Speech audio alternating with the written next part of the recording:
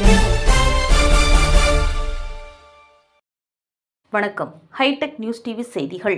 சென்னை ராயப்பேட்டையில் உள்ள இந்தியன் வங்கியில் செய்தியாளர் சந்திப்பு நடைபெற்றது. அப்போது செய்தியாளரிடம் பேசிய இந்தியன் வங்கியின் நிர்வாக இயக்குநரும் தலைமை செயல் அதிகாரியுமான வினோத்குமார் அவர்கள் தெரிவித்திருப்பதாவது: கடந்த 2025 நிதியாண்டுடன் ஒப்பிடுகையில் நடப்பு நிதியாண்டில் வங்கியின் நிகர லாபம் 11.33% அதிகரித்து 12,156 கோடி ரூபாயாக உயர்ந்துள்ளது. மார்ச் காலாண்டில் மற்றும் 3,103 கோடி ரூபாய் நிகர லாபம் ஈட்டியுள்ளது. வங்கியின் சில்லறை வணிகம் 12.79% வளர்ச்சியடைந்துள்ளது.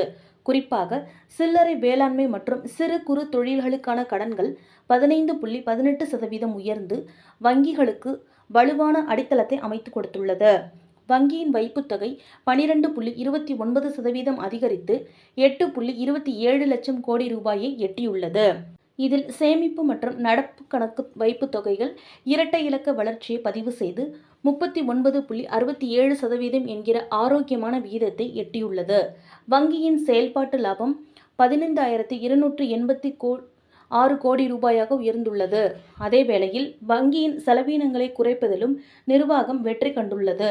வைப்பு தொகைக்கான செலவு 5.10%இலிருந்து 4.83% குறைந்துள்ளது.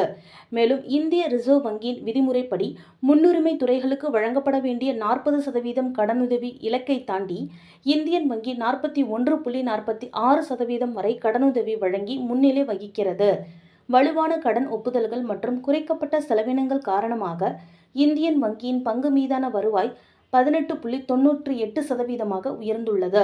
இந்த நிதிநிலை முடிவுகள் பங்கு சந்தை முதலீட்டாளர்கள் மற்றும் வங்கியின் வாடிக்கையாளர்கள் மத்தியில் பெரும் வரவேற்பை பெற்றுள்ளது.